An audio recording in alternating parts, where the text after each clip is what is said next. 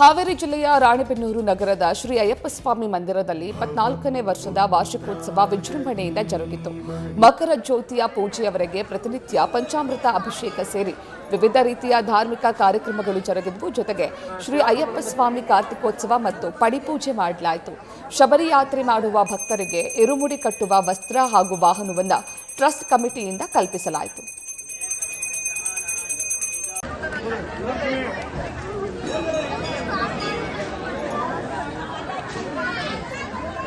सेवा तो मैडम